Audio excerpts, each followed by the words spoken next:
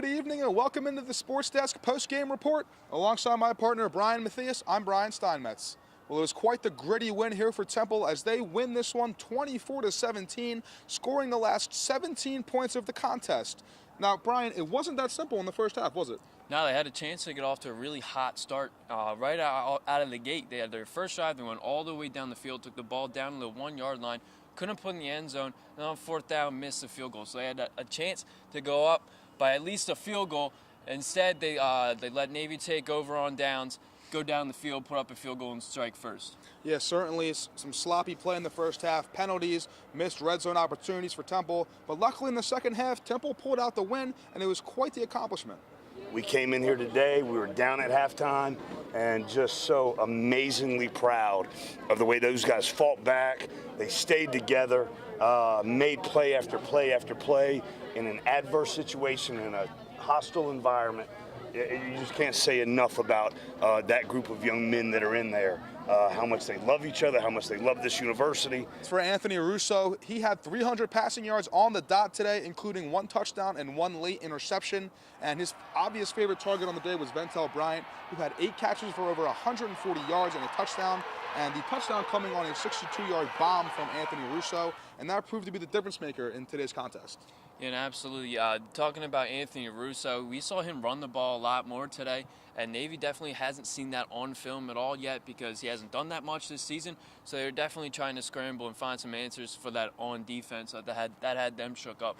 And now Ventel Bryant, that big 68-yard touchdown was definitely the biggest play of this game. And Ventel, actually, it was only his second touchdown in 2 years. The last time he scored a touchdown, found the end zone, was on this field against Navy. So Ventel Bryant had a big day today, and Anthony Russo definitely helped out with that. I just want to thank the Lord. I've been praying a lot. Things haven't been going my way, but this week we had chapel this week, and the message hit me in the heart. Basically talking about not losing your faith in the Lord, even though when things aren't going your way, you have to be persistent, consistent with the man upstairs. And I'm glad I played well today. Now, as kickoff was looming, fans and media were made aware of Raquel Armstead being inactive for today's contest. So Temple really had to play running back by committee, made up of Tyleek Rayner, Robert Travato, and Jagger Gardner.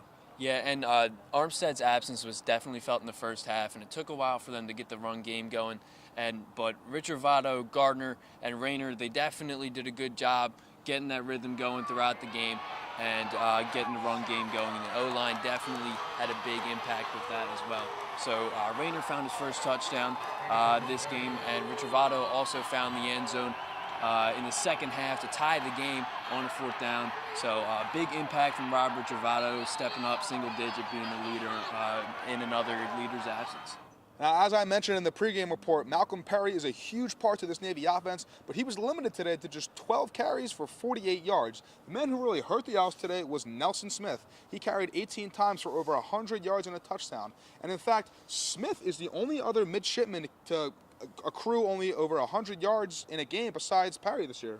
Yeah, and Temple did not handle the offense, the Navy's offense, the whole game. The Navy's offense ran the triple option very well, and they caused problems for Temple. But the key for Temple's defense today was that they stuck through it all 4 quarters.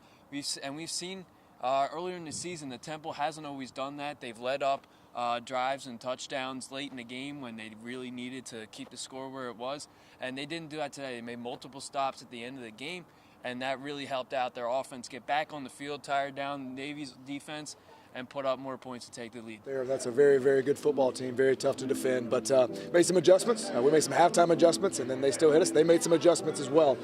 So I would say to reiterate, yeah, there we go. The adjustments were the big thing, and then our kids were just resilient and played hard. And with the win here, Temple moves to 4-3 on the season, and that's got to feel good for the Owls, being over 500 for the first time this season. They move to 3-0 in conference play, and next week they'll look to move to 4-0 when they take on Cincinnati at home for Temple's homecoming. Reporting from inside Navy Marine Corps Memorial Stadium, for my partner Brian Matthias, I'm Brian Steinmetz.